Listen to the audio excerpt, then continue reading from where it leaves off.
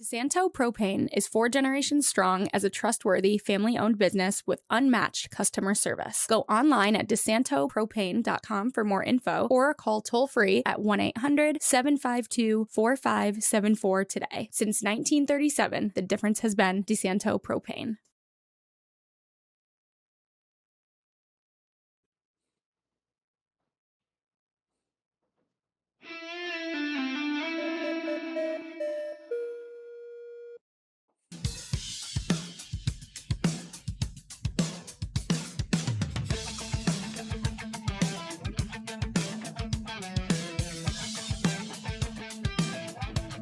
Hello, everybody. Welcome into the FL1 Sports Podcast here on FingerLakes1.com. I am Paul Russo. As always, Jim Senecropi and Kyle Evans here as well. This is just going to be like a nice wide array podcast, I think, of stuff to get to. We have some World Cup stuff going on. It's a bit of a dead time overall in sports too right now, just kind of given the timing, right? MLB is at the coming up. The All Star Game break. Right. So exciting. Well, that's what I was getting at. The sporting event of the year. The All-Star, we're coming out of the All-Star break for the MLB, so there's nothing really going on there. We do have the Open as well. Forgot to mention that.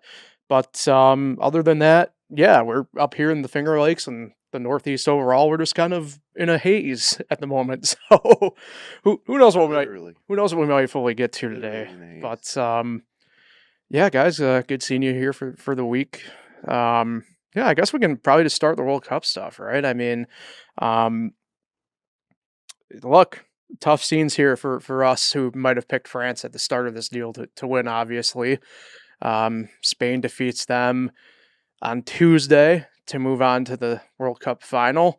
And then yesterday, probably, I don't know, it's tough because I wasn't able to see all of it, and I missed all the excitement in live time, but I don't know, would we argue game of the tournament so far yesterday between Argentina and England? England up 1-0 for going into, what was it, the 85th minute or whatever it was, and then Argentina just comes in and Messi just is messy. And comeback against Egypt, but I think Egypt was maybe the better game, but yeah, I mean, close comebacks.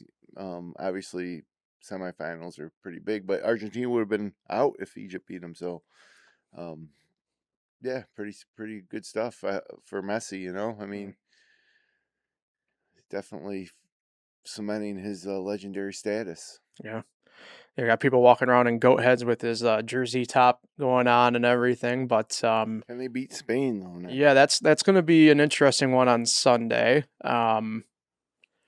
Who knows, right? I'd have to double check to look it up, but Argentina's trying to go back to back. English fans got to be just as upset as the U.S. fans. Yeah, in a different way. I mean, England's a legitimate contender. They haven't won a World Cup since the 1950s, I believe, and they got to be disgusted this morning. Yeah. On paper, Argentina is not wasn't the favorite. No, I don't know. The English stuff is always fascinating to me because they always look. We talked about it like a month ago when the thing started. How England has the best club level, as we say in soccer, league in the world, and yet when it comes to the international side, they are one of these nations at this point that's kind of notorious for laying the egg, right? When it top international players will play in the English Premier League, which is true play for their countries, but Messi's an MLS guy. Now he is, yeah. Well, I mean, yeah, he's. But Messi, to be fair to him, had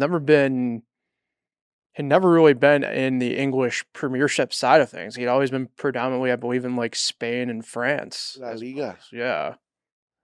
Anyways, yeah, to me, he's the story of the tournament. I mean, if England won, it might have been Jude Bellingham, but now it's Messi. Mm-hmm. For the Golden Boot. Who's excited for the third place game? It's got to be the worst game like ever in sports, right? Is this like random third place game that happens on Saturday? And I get that they like have to do it, quote unquote, but like, yeah, I mean, I don't think it's anybody, especially, I would say especially on like, say like this side of things, I don't think it's on anybody's radar on Saturday afternoon, right? Has it always been like that? I was shocked when I saw a third place match. It caught me off guard too. Yeah. NCAA basketball, Final Four used to have a consolation game as well. Like when Syracuse That's went right. to the Final Four in 1975, they played in the consolation game after losing in the semis. I was looking at the wrong side of the table here. I was looking for some history here on the World Cup side of things. So Argentina is looking to be the first back-to-back World Cup champions since Brazil in 58 and 62. Wow. And they would only be the third overall when Italy did it in 34 and 38. Who could forget that? So, well, history nerd Paul says a certain segment of the European population will tell you nothing was going on over there between 1933 and 1945. So, yeah, no, it's a big opportunity for Argentina to do something historic. Yeah, I'm with you though.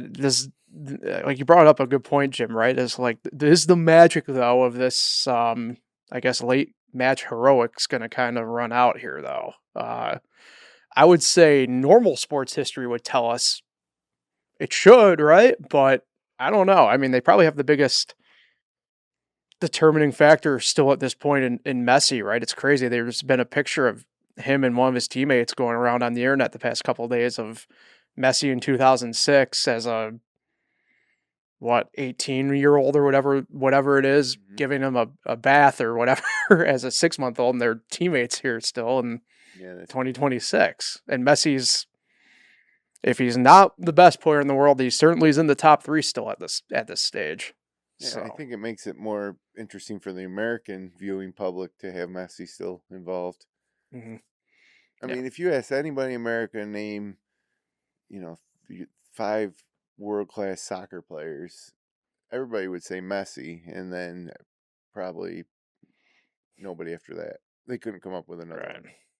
I mean, Kyle would be a good one here because he doesn't really pay attention to soccer. I just know Messi and Ronaldo. Okay. There you go. Yeah. I forgot about Ronaldo. He'd be another one too, probably. Right. But definitely Messi would be the first one everybody says. Yeah. So to have him still alive does make it more interesting for the American viewing public as we wait for NFL training camp to start. Among other things, I know one of the things we've talked about here the past couple of weeks is college football too with Syracuse, and they are doing ACC media stuff today as we speak. Yesterday, I think. Yeah, I thought they flew down yesterday. I could be wrong. Actually started today. Yeah.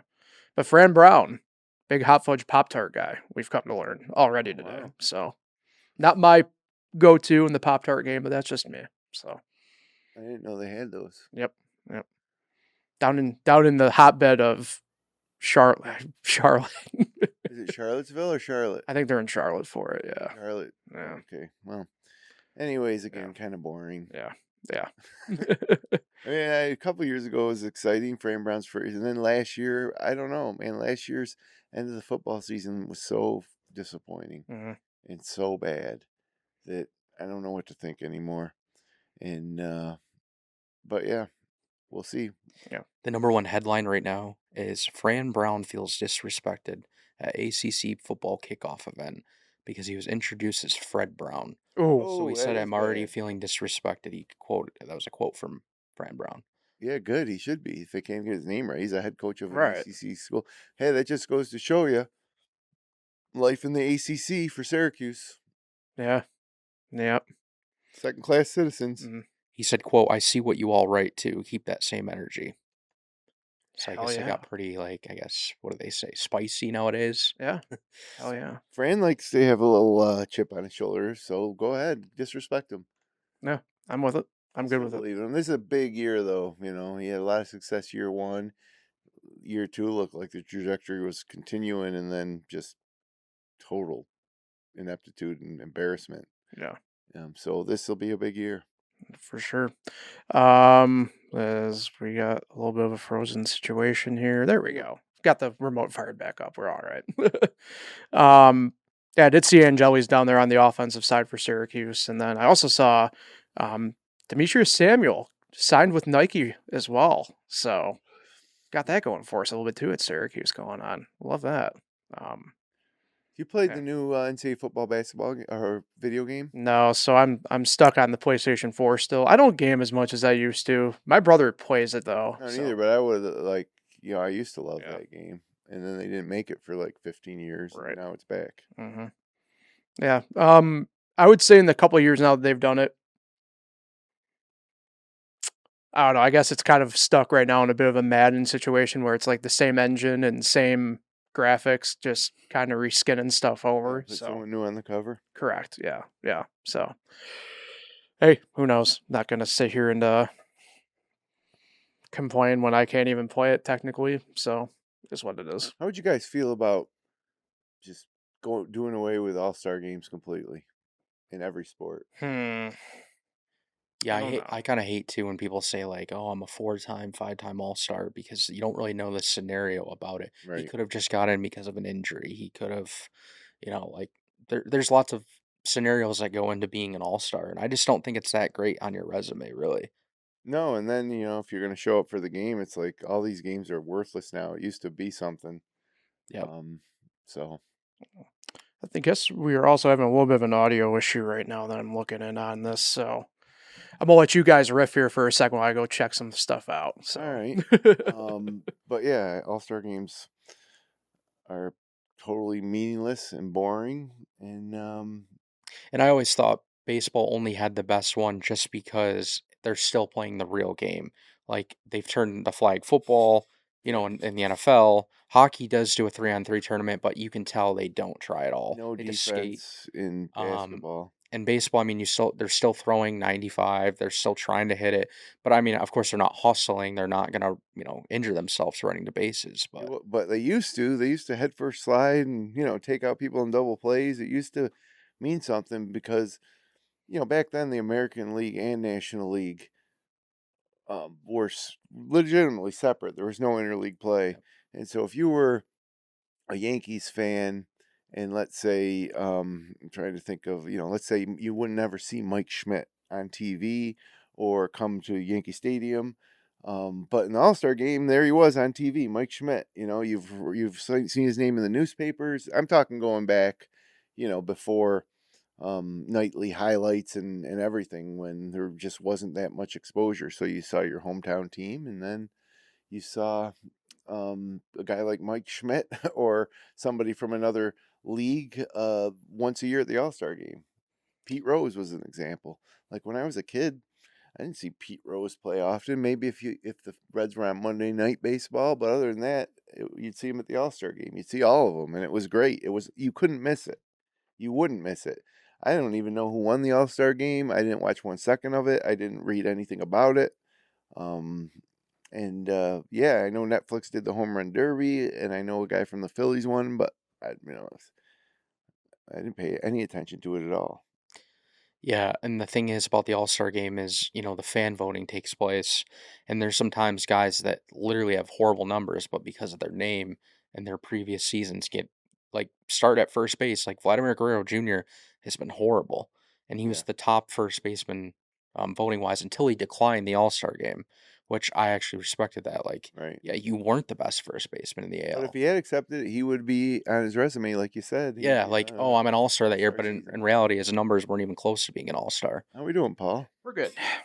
So, again, when I was younger, and again, this is 40 years ago, like there was obviously no internet voting. You would have to actually get a card and fill it out you'd fill in like the number 2 pencil circles and mail it in or drop it off in at a participating merchant and that's how you voted for the All-Star game. Mm-hmm. So it was actually a little more legitimate. With internet voting, it's just too easy to vote. You actually had to go out of your way to vote for the All-Stars back then.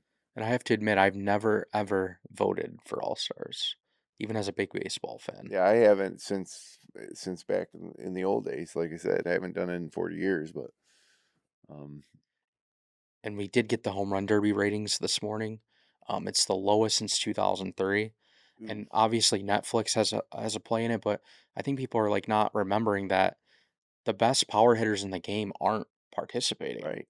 So who wants to go watch some of these guys that are on the home run derby field that we saw the other night. Some people don't even know some of these Yeah, names. same thing as the dunk contest in basketball. Yeah, it's Like horrible. when I was younger, again, keep saying about when I was younger, but when the dunk contest was at its height, you would see Dr. J, Michael Jordan, Clyde Drexler, Dominique Wilkins. I'll say Neek, I think, for that was the pinnacle, best. right? Like, and now you got guys that aren't even in the NBA. Yeah. My only pushback on the home run derby one, though, is I do like the fact that there are the younger superstars that people should be getting to know do participate in the home run derby for the most part. Yeah. I mean, but again, nobody watched it, so that's fair. Not getting any Right. exposure. Right. It's just all of it's garbage, I think. Jordan Walker's a St. Louis Cardinal, by the way, Jim. Oh, well, I saw the picture. He had a red jersey Yeah. on, so I figured it was the Phillies. That's fair. And They it was were in in Philly. Philadelphia. They were in Philly. So, And I think the Yankees should stop sending guys to the home run derby because it's been a Embarrassing. disaster. Yeah. I mean, the last 2 years, the Yankees had the lowest home run total in the first round. So, like, enough of that. And, like, the Phillies sent two of their guys. The Royals sent a guy. Like, no one knows him at all. Wilson Contreras, like, yeah, he hits the ball far, but who cares about watching him? It was really a spectacle to see all the best players come together for the All Star Game. Again, in the 1978 or whatever. Now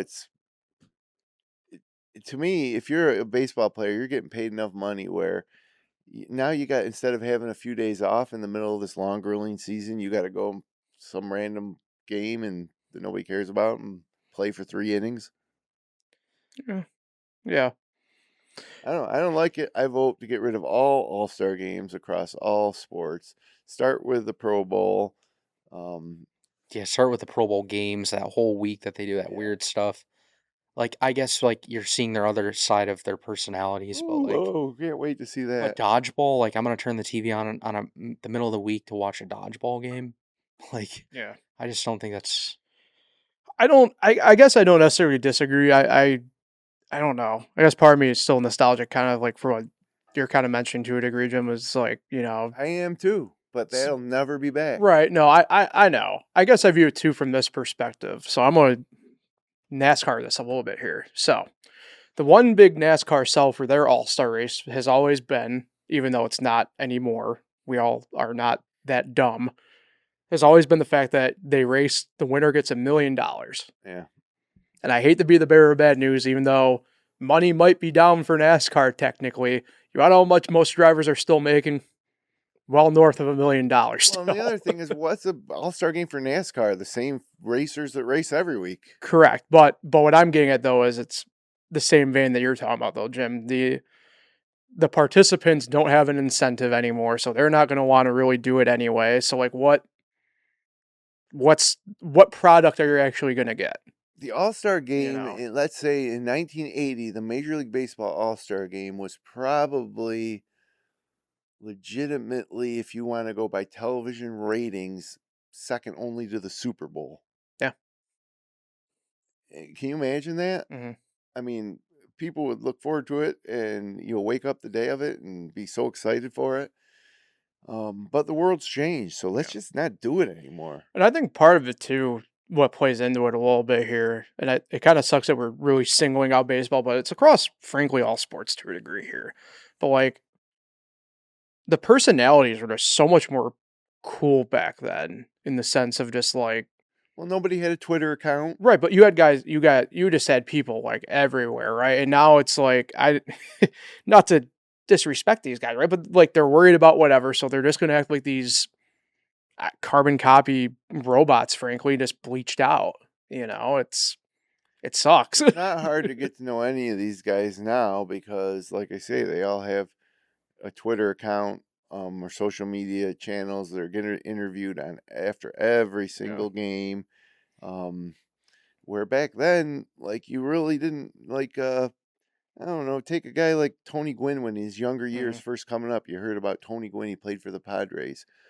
Well, I might catch a little Tony Gwynn on WOR when if I happen to catch the Padres Mets game, the one series they play a year or 2 series. But other than that, it's impossible to even lay eyes on the guy. It was more mythical until the All Star Game when there's Tony Gwynn, Pete Rose, Mike Schmidt. I mean, you name it. All these guys that you read about in the newspaper and you saw atop the home run standings or the batting average standings, and then you get to see them. Occasionally, Monday Night Baseball used to be a big thing too. I think for the same reason, because I would watch Yankees games and Mets games because that was all you could see. But then every now and then you'd get to watch. Okay, the Royals are playing the A's. Yeah. On Monday Night Baseball. Right, but even then, right? So that's a good example of, though. You had George Brett against Ricky Henderson. Yeah. Jose Canseco. Or going further down that line, you still had George Brett against the Bash Brothers. Yeah. Or if you want to view it from that perspective, a guy who I don't know if he necessarily should be in the Hall of Fame, but Mims Hall very good, right? You get Dave Stewart against George Brett in the actual head-to-head, and just stuff like that. And not, again, it's not to disrespect like today's guys, but like just all that stuff just felt different today. But you could literally stream any one of the matchups like that any night if you really wanted to, and it just waters it down. It used to be there was an inaccessibility to it that made the All-Star Game special because, again, you're inaccessible to view or see any of these people that you hear about, these athletes, but the All-Star Game you could see them all at once, and there was a real rivalry between the American League and National League because there was no interleague play and they had different rules, and there was some pride that you were in AL or NL play team, right. And that's the other part too, where I brought up the incentive, right? Like baseball is a perfect example because the winner of the All-Star Game used to have home field advantage in the World Series. Well, for a couple of years they did that, right? Correct. Yeah. But that incentive's been gone for that didn't work out either. Well over a decade now. Even with that, nobody cared. Right. And if it was a game that you really needed to win, you wouldn't obligatory sub guys out just because it was the All-Star Game. You'd try to win the game from start to finish. Put your starter in. If he goes 7 innings, he goes 7 innings. So anyways, it's all just stupid, and I say get rid of them all. Get rid of them all. Like, we don't need to do it anymore. I can't generate much revenue. Just TV money, mostly. But there's got 162 games times 32 teams. How many? 30. 30 teams in the major league. I mean, that's a lot of games. I think they could do without the one stupid All-Star Game. Yeah. And start with football, and then keep hockey. Hockey's fine. I don't know why, but hockey's All-Star Game doesn't bother me that much. I think because it's more wide open, 3-on-3, up and down, fast, quick. Well, that, and we don't have it this year. No, well, that and the fact that they've reimagined it to where it's actually like an international competition now of sort. Right. Right. And baseball has gone through all these changes trying to make it so it matters, and it just doesn't, and it never will. And same thing with the NBA. NBA is all right, I guess, if you really. No, it's not. No, you're right. It's not. It's terrible. No. It's awful. It's always been kind of, I don't want to say whack because I've seen video of All-Star games from the 70s, and you want to talk about whatever, but to me it's fascinating watching video of, say, Pete Maravich try and lob it up to Kareem Abdul-Jabbar, which just is a hilarious visual. Well, but even in the 80s, you'd have Magic Johnson on one team, and Bird on the other team. The disrespect to World Be Free. Yeah, World Be Free played. And it was fun, but the score would be 160 to 150. Yeah. So nobody was playing defense even back then. Yeah. Well, they tried a little harder than they do now. Yeah, true. Now, let's get back on some positivity here, I guess, of sort. Kyle, we got Sabres news here happening a little bit, both on the schedule side and the long-term look of the roster here a little bit here over the course of the past couple of days, right? Yeah, I mean, the roster, though, they haven't really had too many upgrades. Connor Hellebuck's still out there for them to go get if they want. It seems like he will be traded at some point. But other than that, they've re-signed a couple guys. They lost Alex Stuck, which we've mentioned a lot. So, and honestly, and Bo Byram, I can't forget him.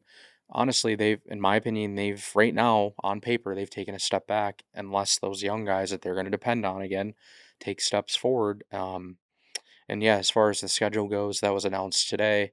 Remember, it's going to go to an 84 game schedule instead of 82. Just so an earlier start than normal. Hockey actually is going to start in, I think September 29th. Yep, is the date. And yeah, Alex Tuck's return to Buffalo. We found that out today, March 18th, and we'll see how that goes. I would expect a lot of boos, to be honest, because hometown kid said he loved Buffalo, wouldn't leave, and then left. So chase the money, but a lot of them do that, as we know with Robinson Cano. It's true. It's true, but money, Krebs got an extension, though, here a couple of days back now. What to go, official technically last night, but... Yeah, I mentioned that they've re-signed a few guys, but nothing... I don't think it's too big of news, to be honest. Oh, okay. Krebs? Fourth liner, yeah. Fair. Probably overpaid him a little bit, but he's young, so... Yeah. But home opener for the Sabres on October 1st or 3rd. Yep. The first is they open on the road in Columbus. Right. But the Blackhawks come to town. Will be on ESPN. So I guess Byram gets his return on national TV. But go back to this card that we've been playing. If you were to go back and tell yourself on December 1 of this past year, Sabres were going to have their home opener on national TV for the next season, what do you think the response would have been? I'd be shocked. The Sabres haven't really been on national TV much over the years. TNT a few times. NBC actually back in the day. NBCSN, I should say. But yeah, it's going to be different. They're going to... I don't know. I'm a little worried, though, because, sometimes you see teams have that breakout year, and are they going to repeat that? Like I said, the roster has not gotten better. They've actually lost 2 really important players, so I'm a little worried going into the year. I'm worried too. I'm worried that the season's going to start off slow, and last year was going to just be this thing that happened, and nobody's going to care anymore. And when it comes to Buffalo sports, especially the Sabres lately, that would be the fear. Yeah, how do we think that's going to play out a little bit here? Obviously, a little bit earlier start for the Sabres. Bills will only have had... Nobody's going to care 3 games that in? much 4 games in at that point? Nobody's going to care that much about the Sabres' start to their season. I don't know. To me, it feels like a lot more care, but yeah, sometimes I think when football actually gets going, then it's all Bills. But Sabres fans will be happy it's back, and they'll be excited, but the general sporting public who, guys like me who watched every Sabres playoff game, I might tune in for that. What day of the week is this? Is it going to be opposite NFL Thursday Night Football or something? Because that would be stupid. The 3rd of October is a Saturday night. Yeah, so who knows? Syracuse play that night. Yeah. And remember, they open their season on the 1st at Columbus, which is a Thursday night, so Thursday Night Football will be going. Oh, so this game on Saturday is their second game. Yeah, their home opener. Their home opener. Yeah. Gotcha.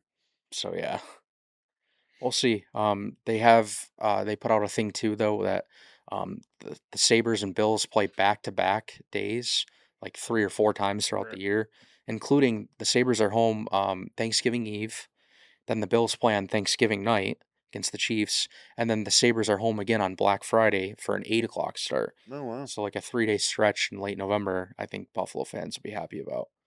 I know who's definitely going to be happy about it. The Pagula Family Trust Fund. Yeah, does Jessica Pagula playing tennis on the Saturday after Black Friday? That's usually I'm trying to remember how they do the run-up now to the Australian Open, because there is a tournament, but I think it's more in December now, where they try and actually split the holidays. Does anybody care about any non-major tennis tournaments? Except, I don't. Yeah. And that's another sport that in the 70s and 80s was huge. But with that being said, I don't think anybody even back then cared about the regular ATP tour events. No, I was about to say. I think the only reason why I recognize now is for betting stuff more than anything else, and even then, I'm not that far out in the weeds where I could tell you where they're even playing right now. So no, I couldn't even. Yeah, just the majors. Yep. Hey, speaking of majors though, Jim, we got the Open First round should be through at this point, right? Probably another hour. It'll be done. But players on the course. Yeah, but it began at 1:30, right? 1:35 a.m. I believe here on the Eastern Standard Time Zone. Leading. Who? Jackson Suber. Yeah, who? -5. He went birdie eagle on the last 2 holes, so otherwise he would only be 2 under, and which would put him probably in about 20th place. But yeah, it's a pretty crowded leaderboard at this time, and it's going to have to sort itself out over the next couple of days. But should be an exciting finish, and it's one of those things where it's like Wimbledon. Breakfast at Wimbledon, breakfast at the Open. Although I'll be playing golf early in the morning on Sunday, and when I get done, I'll probably be able to catch the back 9 of the final group. Yep. And Saturday might be a rainy day, so I might get up early and watch all the third round. But it's a anticlimactic end to the major golf season. It's it feels like the golf season's like kind of just getting into its midway point. At least for us here in the Northeast, and there's not going to be any more majors again until the Masters in April. Yeah. So I don't love that, but it is what it is. Everything's changing, and again, the PGA schedule is going to change too, starting 2028. With some more details to follow over the next year. But the PGA Tour doesn't control the majors, so I don't. It's just a matter of if they keep the PGA Championship in May instead of August, which it looks like they're gonna, and this is how it's gonna be. It's just a tight major window, and it's too bad. I mean, I think it should be. I feel like it should be stretched out a little more. Yeah. But Open Championship, probably the second. It used to be the U.S. It used to literally go U.S. Open, Masters, British Open, PGA in terms of ranking in golf majors. Now I think it's Masters, British Open, U.S. Open, PGA.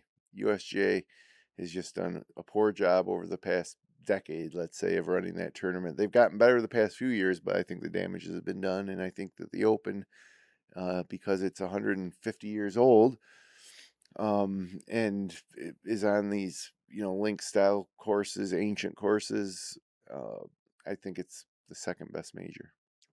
I think the ye old way, as I had one friend call it this week, in the sense of I guess where obviously the sport more or less originated, and it did originate, yeah.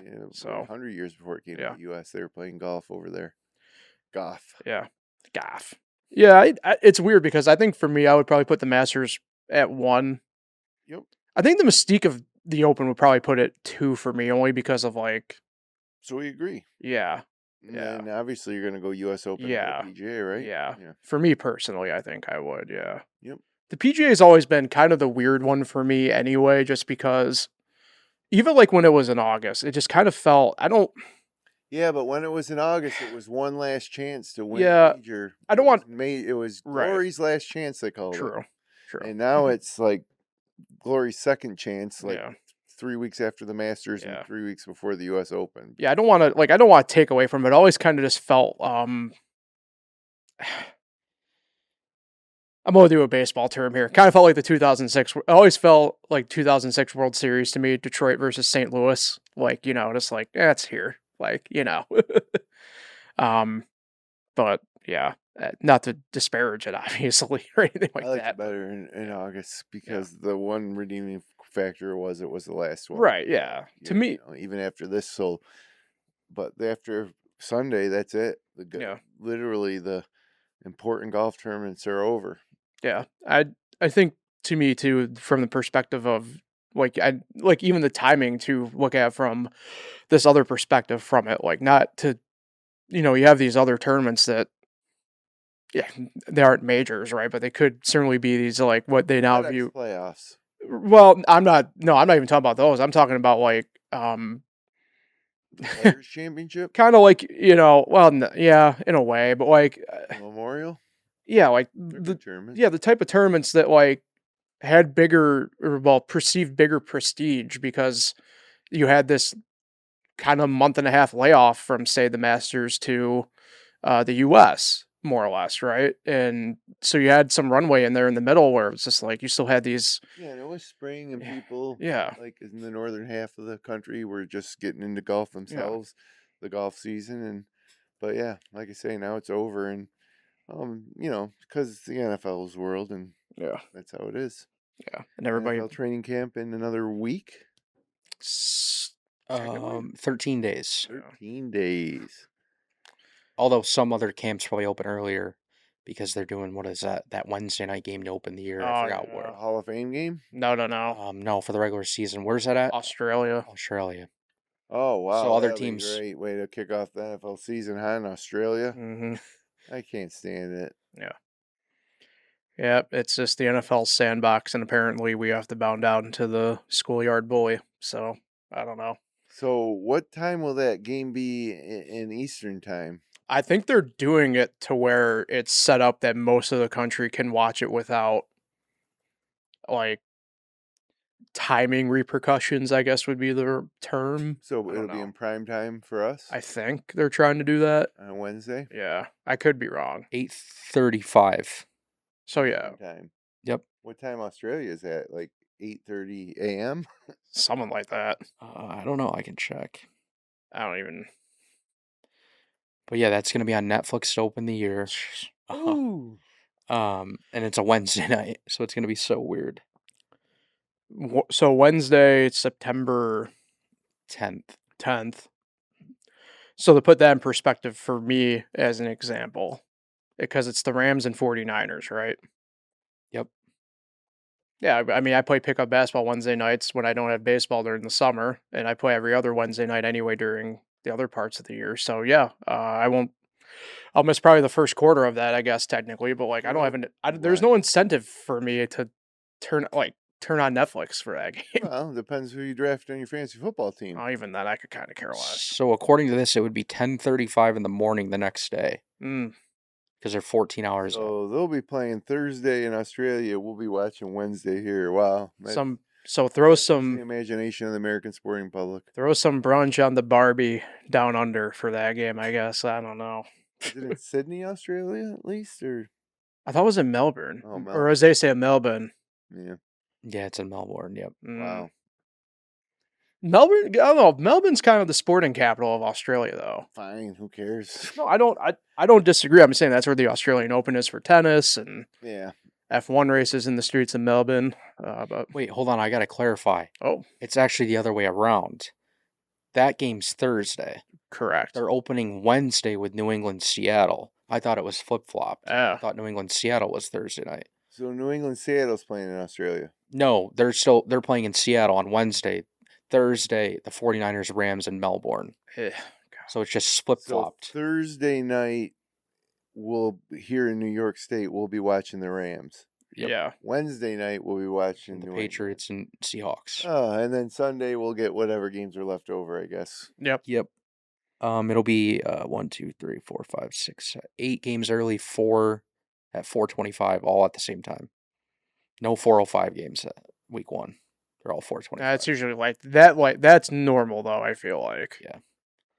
But either way, I thought they would do that Australia game Wednesday, then do their normal Thursday kickoff with Seattle, New England. But nope, Seattle, New England's the first one on NBC. Great. I don't know, man. The theme of this podcast today is that sports suck. It's not as good as they used to be. Yeah. Getting worse. Hey, not that I'm participating this year or ever have. I'd like to one day. World Series of Bocce's this weekend in Rome, New York. Yep, at the Tokolana Club. So. Yep, on the artificial turf. I think it's stone. No, I've been there. I thought it was stone. The video I saw. Oh, I don't know. It's a long time ago that I was there. Uh-oh. And they were played on. It was indoors on artificial turf. Either way, that doesn't suck. What do you like? I have no idea. There are some really good teams. I know there's a company that streams it that I'll probably check out on YouTube every now and then through the weekend. starting tonight, I guess, actually. So, either way. I got bocce myself tonight, so that's why it's on the brain. Series of bocce. Yep. In July. I kid. It's the only bocce tournament of I know of, though, that's of a major variety. Yeah, there's a couple now. Like, there's one in Cleveland during their Little Italy Festival. That's in a couple weeks, too, I think. But even then, just feels like this one is always the big one for everybody. And yeah, either way. Kyle, thoughts on bocce? No idea. Bocce? Yeah, I was about to say. No. Never even played. Not even in like the lawn. No. We might have to do an on-location thing with this involving Kyle. Probably not. But yeah, I've played in bocce tournaments and I've played in bocce leagues. I'm signed up for my first one. I haven't done it in a long time. I'm signed up for my first tournament here coming up, so I'm excited. Where's that? The SMS. What's the tournament, though? The Saint, whatever we call it now, the St. Anthony Festival that's one. The tournament I used to play in, but they used to set up the courts over at Correct. Field. Yeah. SMS Field. And the baseball infield. But they weren't really great quality. No. I remember those. But yeah. But teams came from Canada to play in that thing. Yeah, they still do. It's got a good head of steam going again. So look forward to that. That's Labor Day weekend though. So yeah, I'll be playing golf in the hopefully. Let's say that's club championship weekend for you, right? So, Falls, yeah. So, all right. I think that's all I got for this week, guys. I don't know if you guys got anything else. Well, LeBron just spoke at the Fanatics Fest, doing his podcast on stage. Oh my God, he's going to Ohio State. And he did not mention anything. He said, he mentioned teams that are in the mix and won't give anything out at all. I'm shocked. So, I don't know why he has to keep dragging this on. I don't even care where he plays, honestly. But then Shams went on right after on ESPN and said that he's hearing Golden State's like a dark horse. Like, it really is truly Miami, Cleveland, and Philadelphia. I think that I was leaning towards Cleveland, but the more I think about it, I'm leaning more towards Miami now because I think the Harden situation in Cleveland is going to make it impossible. Someone did mention that. I've heard that before. Yeah, I brought that up too. But you either have to trade Harden or I don't see those two coexisting. To the Cavs faithful out here, I will say this. Now, I'm going to Cleveland this weekend. I'll be in Cleveland starting tomorrow. Last time I was in Cleveland involving a baseball game where LeBron had to make a decision, he returned to Cleveland. I'm not saying I'm the token person here for the Cavs fans, but it might just happen. I don't know.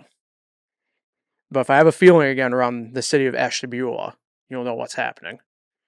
So, apparently someone at the Fanatics Fest asked him in the crowd, like, name the teams that you've heard from in free agency. And he said Warriors, obviously, 76ers, Heat, and then someone told me the Yankees as a joke. But you get it, he's in New York, so yeah, I guess we're not going to learn anything. I don't know how long it's going to drag out, but yeah, be nice. Let's go until January. He'll go golf for the rest of the summer and make his decision. So before we go, I just got a trivia question for you guys. Okay. Kind of a trivia question. Can you name for me the 10 oldest parks in Major League currently in use in Major League Baseball? I can. Start with number 1. Okay. So I don't know if I'm going to be able to get this correctly in order, but number 1 is Fenway. Correct. 1912. Yep. Number 2 is pretty easy too. Wrigley. Right. 1914. Yep. Now, from there, you're going to jump ahead almost 50 years. Yeah, it's a big gap. I'm pretty sure the next one is, I could be wrong, but Dodger Stadium. Correct. Okay. 1962. Used to be, what do they used to call that? I've only Fulton County Stadium. No. I thought it was always Dodger Stadium. Anyways, thanks. So now, we're up to the 4th oldest park still in use. This would have to be. This is where it starts to become. Is this the Angels? Yeah, correct. Yeah. So far, you got all 4. 1966. Right. And then I'm pretty sure. Is Kauffman next? Kansas City? Yeah, correct. 1973. They got 5 in a row. You must have done this before. No. Well, I'm sure I probably have at some point, but like, if you can name the next 5 in order, then I'm gonna call bullshit. Okay, so 75. Kyle, feel free to jump in. Yeah, I'm trying to think. You're fast too. That's why I'm like. Yeah, that's part of my issue is I just kind of get going, and I'm gonna say the Rogers Center, Toronto. Correct. I Okay. saw him play in Exhibition Stadium, so that's. And for those wondering, I just have our remote panel and notes here. I'll try and slide this over so people. Can... This to me, number 7 is the most surprising and difficult one. Okay, that's interesting. I'm trying to think. I could give you hints. No, don't do that yet. Would this be Colorado Coors Field? No, Colorado's not even in the top 10. Crap. So, well, I'm off the rails. this is I overthought this, I think. This is a shitbox stadium. Nobody wants to play there. Well, wait, hold on. Now this made me immediately go to Oco, even though that's not a stadium anymore for Major League Baseball. No one wants to play there. For the sake of time, and since you've broken your streak, it's Tropicana Field. I would have said that, but I thought 92 because it wasn't a baseball stadium off the bat. 1990. Yeah, so that's where the Lightning played their first couple seasons in Tampa Bay. And then we'll jump back in here now at this point. It's kind of sad, though, baseball being such a historic sport, like, they didn't, renovate stadiums. They just knocked them down and built new ones. So I think, next would have to be Baltimore. There's one in between Baltimore, Baltimore, Camden, 1992. I went there, when it was 2 years old. Okay. I went to Camden. So there's one in between? Went to my seat, going right for the Orioles-Yankees game, and it started raining, and they never played the game, and we drove home. Ugh, it's bad. So Actually, we didn't drive home till the next day. There's one in between? Yep. 1991, this team started playing. Oh, is this Comiskey too? Yes. Guaranteed Rate Field, home of the Chicago White Sox. Yeah. And then the last one, number 10, which made me think of this question because you're going there, is Cleveland. Cleveland in 95. Progressive Field. Or no, 90. Was it 94? 94. Yeah, because they went in the strike shortened year. Yeah. So that's right. Colorado was at Mile High for the first 2 years, and Coors didn't open until 95, I think it was. Yeah. So. Anyways, there's legitimately only 2 true historic ballparks, and that's Wrigley and Fenway. I guess it depends how you view things. I know a lot of people put Dodger Stadium now kind of in there for the sake of. 1962, that's 60-something years ago, but I mean, right. The Red Sox and Cubs have played in those stadiums over 100 years. Now, I will tell you this, as somebody who's been to both, Wrigley is classes above Fenway. Yeah, but Fenway's got its own appeal. I hate Fenway. Yeah, it's not a great place to watch a game, but it's tight. It's not. Yeah, it's too bad that the Yankees couldn't have somehow, the new stadium's legitimately 100 yards from the old stadium. I hate it. It's too concrete. It's the best way I've always to describe it. I had a good time when I went there. But I wish it could have. Last time I was there wasn't even for a baseball game. I saw Mariano Rivera get a save. There you go. I saw Phil Hughes give up 5 home runs. 2 to Mark Trumbo on the Angels. So anyways, I figure we'll end it with a little upbeat note with some trivia. Love it. Seeing that we've pretty much come to the conclusion. We went off the rails. It's great, so. All right. Yeah, that'll do it for the podcast today. So we'll head out of here on that note. Appreciate everybody for listening and tuning in this week.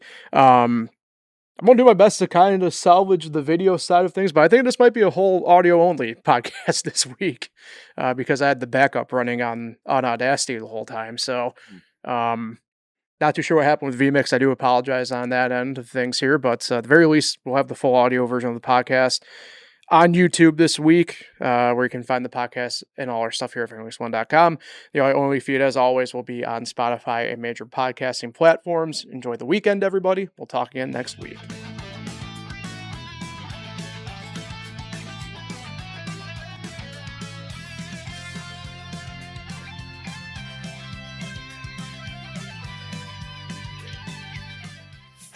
FL1.com